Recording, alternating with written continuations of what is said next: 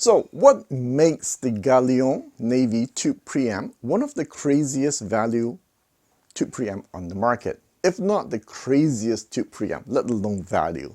So if you take a look at this capacitor, I'll put it on screen. Most companies use one that costs maybe $2, like RIMA capacitors, and that's considered really good. And then you look at this other one, a Clarity cap. It's 20 times the price. And yes, you'll find these exact capacitors in amps costing 10 grand, even 100 grand. Now, usually in those amps, you find maybe 2. The Galion Navy, 12 of them. But that's just the start. Along with Clarity capacitors inside the Navy, you'll find custom-made Jupiter capacitors, legendary vitamin Qs, and Jupiter copper foil paper and wax capacitors, as well as Silverline capacitors. Now, these paper wax, the Jupiter one goes for $90 each, and there are more than one in there. Now, even though the Navy is made in China, I always joke, it has so many components from around the world that if I assembled the last screw in Canada, I could call it made in Canada. For example, the red capacitors, they were imported from England. The Jupiter capacitors, they're imported from USA. The V-shaped capacitors, USA. Silverline capacitors, made in France, imported from Canada. So, yeah.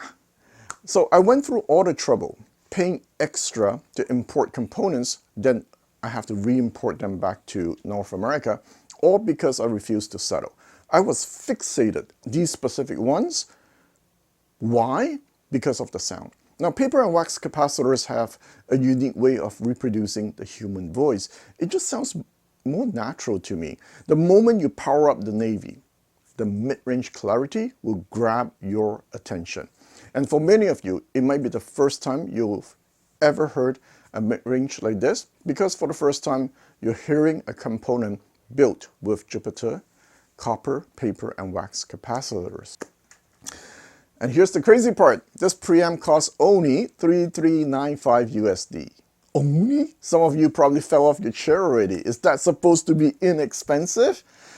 Look, I know that's still a lot of money, but if you were at the Toronto Audio Fest last weekend like I was, you might actually think that $3395 is too low.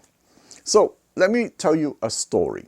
A few years ago, at the Toronto Audio Show, I met Glenn. Now, he used to write for Six Moons, though he has been retired from reviewing for quite some time now. Now, over the years, Glenn, a very nice person, would occasionally email me with kind words of encouragement. When I finally had the official Galion Navy preamp in hand, I asked him, just for fun, if he wanted to give it a listen. No expectations, just one audio file, sharing his passion with another. Guess what? He loved it so much. He decided to temporarily come out of the mountains from retirement to write a review for it. Now, I'll link the review in the first comment. The most surprising part, his wife asked him to buy it. This is like every audiophile's dream. Your partner telling you to buy a piece of audio gear you're only supposed to borrow. Congrats, Glenn, man. That is better than winning the lottery. So after the Toronto Audio Fest, I dropped by Glenn's place to listen to the Navy in his system. And that's when I found myself asking, why am I selling this for $3395 when it can go head-to-head with gear I heard at the show costing many times more? Of course, there are other variables in the system, but still, man, it made me pause and smile. So one reason this preamp took longer to bring to market is that I invested significant time tweaking nearly every component and value throughout the circuit. For instance, I experimented with resistor values to observe how changing the bias affected the sound. Would increasing it yield a smoother tone, or would lowering it make it sound brighter, for example. So I also tested countless combinations of components and feedback settings to fine-tune the performance. So to underscore the commitment to quality in this preamp, even the feedback capacitors are far from ordinary. I use Mica capacitors, sourced from reputable suppliers like DigiKey and Mouser. which can cost up to 10 times as much compared to the normal cabs. Every component in this preamp, as in the TS P75, is carefully selected to ensure superior quality. The original Navy prototype used silver cables, but I eventually replaced them because they introduced a distracting glare in the sound. Even the cables are carefully selected. So my point is, yeah, everything was carefully selected. Alright, so let's take a look at the Navy. On the front panel, you'll find the input selector, volume knob, and a standby button. Very simple. When set to standby, the tubes power down completely, so you can treat it as an on-off switch. Around the back, now there are 4 RCA inputs and 2 RCA outputs. Perfect for adding a subwoofer or running, I don't know, dual amp, biamp. Now, I know some people would love to see XLR connectors, partly because of all the marketing buzz. Doge actually developed an XLR version, but here's the thing, it didn't sound as good. Until I can make the XLR version sound just as refined, man, it's not coming to market, maybe in a couple of years. I chose sound quality over marketing, so there's no XLR for now. I could have brought it out with XLR, but it just won't sound as good. And you'll never know. For those obsessed with XLR, I suggest asking your manufacturer a simple question.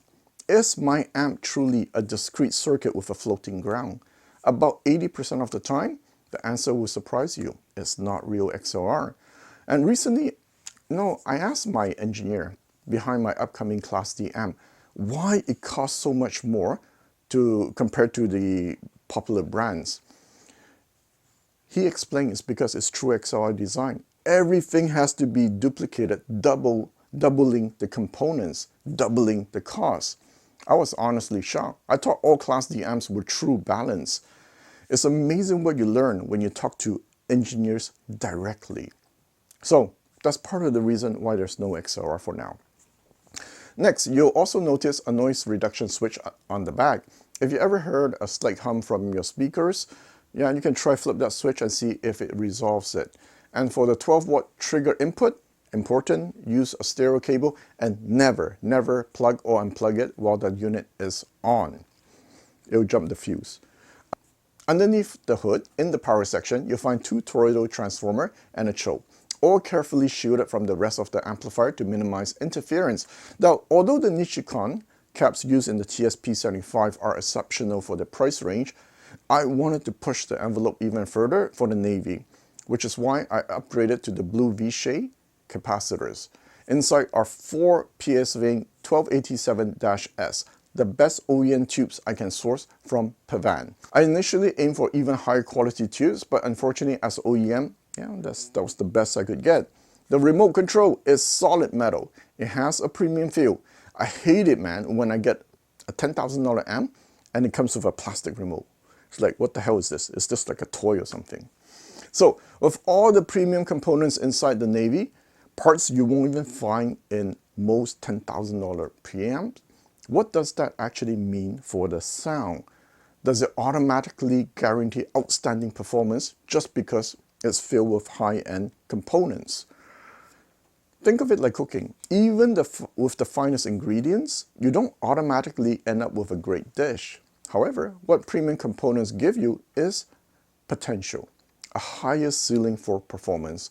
But it still takes the right recipe and skill to bring it all together. So that's why I spend so much time voicing it. So my goal with the TS P75, the other preamp, my entry-level one, was to craft a tube preamp that leans towards a smooth sound featuring a romantic mid-range and a warm tonal character. It carries a subtle vintage flavor, and you'll never mistake it for a solid-state preamp. So if you're seeking for an euphonic presentation with a modern edge, meaning bass that's tight and well-controlled rather than sluggish like the older vintage preamps, the TS P75 is an excellent choice. The Navy, despite having the same DNA, takes a different direction. As I often said, as you move into the high-end world, the sound profile generally shifts towards neutrality. So one significant benefit of neutrality is that you hear more nuances. the texture of the drum becomes clearer. Small sounds like a pin dropping are more noticeable, and the human voice gains a heightened sense of realism.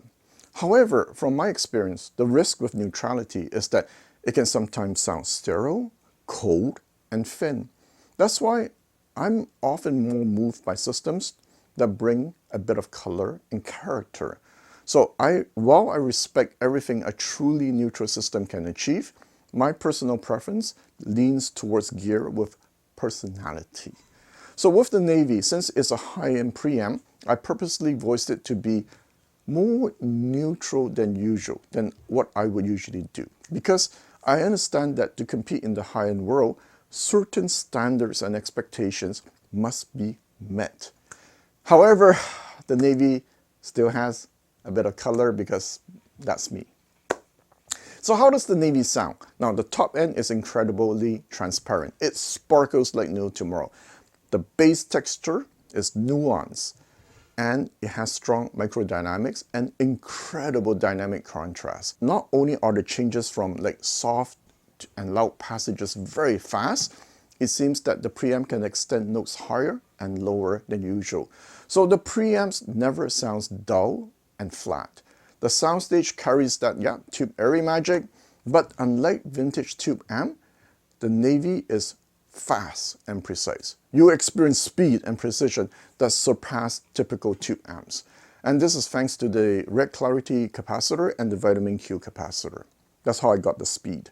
At the same time, the Navy retains its tube essence. You know, some tube preamps sound like solid state, which I don't understand why people buy those preamp. Logically, if you purchase a tube preamp, it's because you want the tube sound.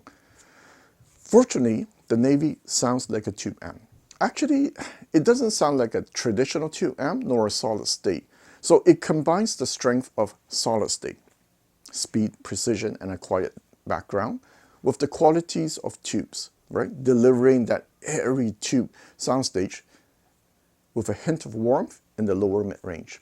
Not as warm as the TS P75, but warm enough that it never sounds thin, right? Something that's important to me. I hate system that sounds thin. Some of you at this point might be like, all right, Thomas, shut up. Just take my money. But I haven't gotten to the best part yet. The true highlight of the preamp is its stunning mid-range clarity. And this is achieved thanks to the use of Jupiter copper foil paper and wax capacitors. And here's the thing, deciding how much mid-range clarity I wanted was actually a challenge. Unlike my other Galion products, the Navy's mid-range is not recessed. So it's not really a V-curve, or, well, you can argue maybe a Mao V-curve. This was a tough decision because if you push the mid-range forwardness too far, you risk making the amp sound shouty and aggressive. Not forward enough, you lose that captivating clarity that makes you go, wow. You also lose mid-range detail if you go for that too smooth direction. So as I said at the beginning of this video, the Navy mid-range clarity should make you go, oh, it's very present. This is why you pay the big bucks for this preamp. So let me explain further the challenges I had with voicing the mid-range. So if you open up the Navy, you're going to find two types of copper paper and wax capacitors. So one at 0.1 value, 0.01, and one is 0.1, yes. If you swap these two capacitors position, you're going to get 5%, you're going to gain 5% in smoothness, but at the cost of 5% clarity. You might think, hey, 5% is negligible, but at this high level of performance, every percentage counts. A 5% increase in brightness may be just too bright. That's why there's a saying, in high-end audio, making budget gear sounds good is easy, but achieving the same with high-end gear requires real expertise. So during my voicing period, I sent out a survey to my audio buddies. I told them, I pushed the Navy's mid-range presence so much that it sounds fantastic with about 90% of the recordings, but the remaining 10%, those with poor recording, man, forget it, they're not listenable. So I asked my audiophile buddies, would you prefer a preamp that sounds fantastic, fantastic on 90% of the recording, but poor on 10%. Or you choose another one. It sounds good on 95% of the recordings. Everyone chose say, you know what? Give me that 90%. They want exceptional performance most of the time, even if it means sacrificing a few bad recordings. They want to hear every detail, the singer's breath, the intimacy, pushing the performance to the absolute limit. Oh, for reference, the TS P75 sounds good on 95% of the songs, while the Navy hovers around 90%. Some might say, look man, my system sounds good with 100% of the songs, but chances are there's some compromise to achieve that. In audio, man, there is no free lunch. So in short, in conclusion, in short here, the preamp captures the essence of tube sound, but with exceptional speed, dynamic contrast, and transparency. It's not your typical overly warm and romantic tube signature. Instead, it offers striking mid-range clarity with just a touch of warmth that will instantly grab your attention. When paired with well-recorded music, the Navy will impress you. If the recording quality is average, okay, still okay. But if it's terrible recording, well, let's hope your favorite album was well produced. One thing I want listeners to understand is that both the Navy and the TS P75 have tremendous potential. They sound fantastic right out of the box with their stock tubes. There's no need to rush out to get expensive tubes. The stock tubes already deliver exceptional performance. That said, these preamps are highly revealing. So if you decide to experiment with higher end tubes, you absolutely hear the improvement. Some people say, you know, my tube amp sounds the same no matter what tubes I use. That's not the case here. The performance ceiling of these preamp is very high. You know, when Steve Huff reviewed the TS P75 and TS A75 combo, he noted that the combo could give his $10,000 combo a run for its money. You know, I only wish I sent him a set of my good tubes back then. So, you know, I initially contacted Ray Tubes to supply me as, you know, using as my stock tubes, but they couldn't meet my production deadline. It's a real shame because their tubes sound incredible in the Navy. Now, over time, I've tested a wide range of tubes and discovered some fascinating results. I'll be sharing those findings soon on my other Galion YouTube channel, or maybe in my newsletter. Unfortunately, I didn't manage to get the cryotone tubes in time for this video. It's stuck at custom right now. But once I do, I'll share my impressions also. Alright, so one last thing as we wrap up this video. After sending out my previous newsletter, people ask me whether it should upgrade from the TS P75 to the Navy. Okay, I would say this. It's a bit like comparing Macintosh and audio research. The TS P75 carries that rich full-body Macintosh character, while the Navy leans towards the open, precise audio research type of character. So objectively, the Navy performs better. It delivers greater separation, speed, and nuance, but subjectively, it's a matter of taste. The two are so different that choosing between them depends entirely on what kind of sound moves you. Ideally, you want both, right? One for the weekday and one for the weekends. All right, I'll wrap up the video at this point. So, I'll wrap up this video by sharing why Galion has found success. Even though I'm not an engineer like Nelson Pass, if you visit the Galion website, you'll see countless reviews from people genuinely surprised by how Galion products exceeded their expectation. The truth is, I've been fortunate to collaborate with many talented, open-minded engineers who help bring my ideas to life. Whenever possible, I take pride in giving them full credit for their work. For example, you see Mr. Liu from Doge. His name is printed on the front of the Navy. And I openly acknowledge Doge for developing this model in partnership with me. That's why you also find that recognition on the back of the amps. That's also true of my other amps with them. You see the name in the front and the back. And another reason Galion has been able to create such remarkable products is the circle of audio friends around me. People who give me brutally honest, sometimes painful direct feedback. Man, there are days I'm almost like puking blood from the feedback. Finally, I have something most engineers don't have. I have a YouTube channel. And through it, I have the privilege of meeting countless audiophiles and listen to their system in their home. You can be a brilliant engineer, but real-world listening experience reveals something that measurements can't.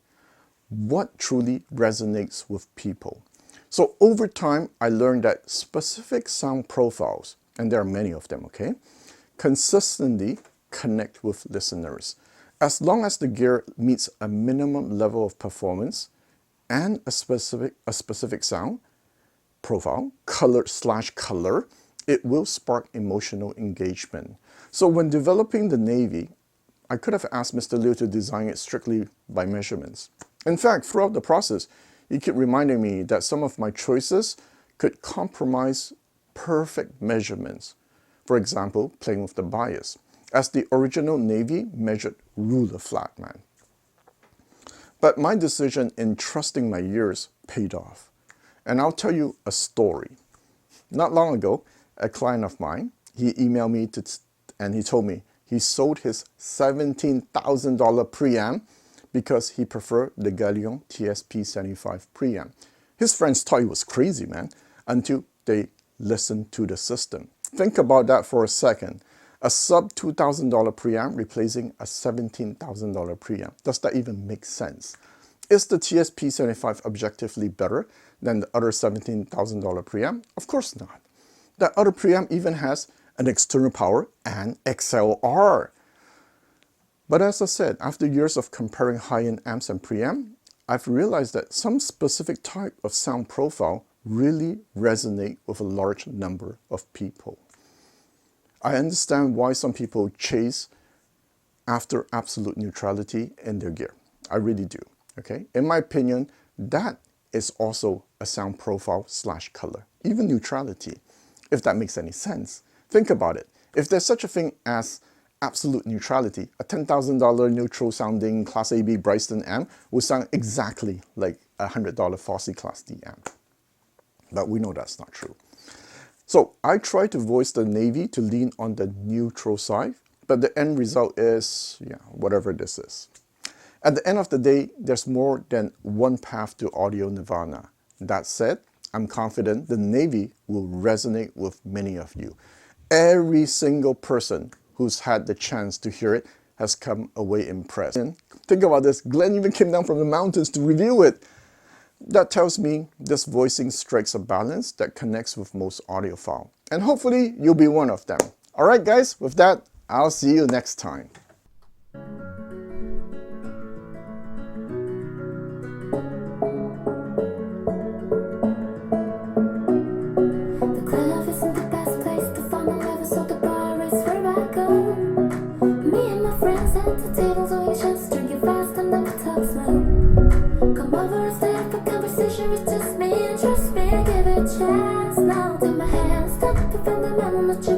And then we start to dance. Now I'm saying like, do you know I want your love? Your love was handmade for somebody like me.